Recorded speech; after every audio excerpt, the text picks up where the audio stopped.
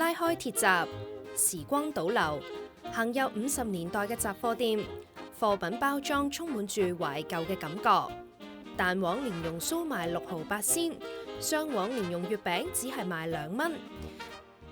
呢一度係本港一間餅食集團喺大埔廠房設立嘅體驗館，仿照當年上海街第一間門店打造。集團話體驗館係為咗政府推行工業品牌旅遊而設立，用咗大約半年時間籌備。體驗館12月初迎嚟第一個訪港旅行團。1、2、3，歡迎！旅客紛紛打卡留念。之後，導賞員同佢哋講解館內唔同嘅展品，例如模擬喺日佔時期利用油桶焗餅等等，以及集團轉型嘅故事。旅客亦都可以體驗炒蓮蓉，同埋感受傳統過大禮禮餅嘅重量。呢一個供月餅會嘅廣告，你又有冇見過呢？旅客更加可以化身製餅師傅，親手整杏仁餅。佢哋認為行程有趣。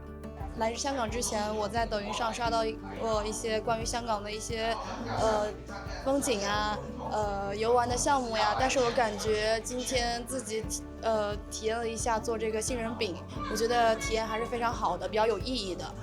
能自己吃到自己親手做的杏仁餅，還是比較開心的。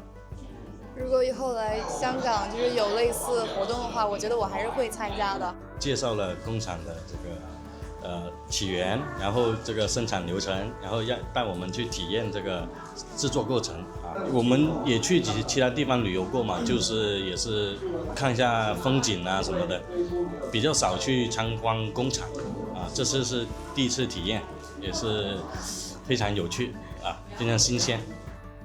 集團話希望透過工業品牌旅遊，令到更加多人認識品牌同埋香港傳統糕點。我哋不嬲都有個計劃係想做一個品牌館。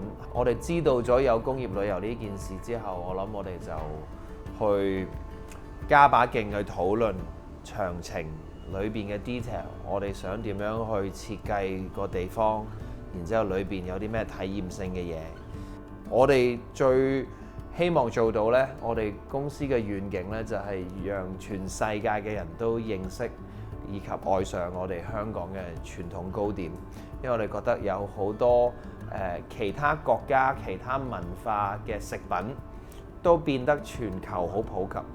咁我哋香港呢啲咁傳統嘅產品都可以咁做啊？點樣可以將佢發揚光大，可以帶到去更多更遠嘅地方？唔單止啲人聽過或者認識，但係佢哋真係喜歡嘅，真係中意食嘅，咁所以呢個就係我哋公司嘅願景啦。咁所以今次其實呢一樣嘢亦都係好貼切。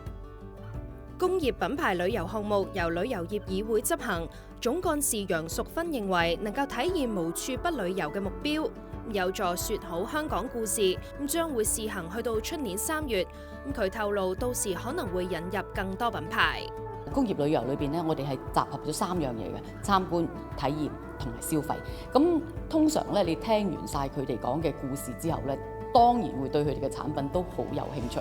咁變咗咧，喺消費嗰度咧，亦都會係提供啲。至於你話留港嘅日子咧，我哋覺得呢度肯定會加長，因為佢唔會淨係嚟工業旅遊噶嘛。咁所以佢嚟嘅時候咧，我相信一啲傳統嘅景點佢都去。咁換言之，就話佢一定需要長啲嘅時間喺度。咁所以呢一個咧，我覺得係會幫到我哋整個旅遊業咯，同埋我哋香港嘅經濟咯。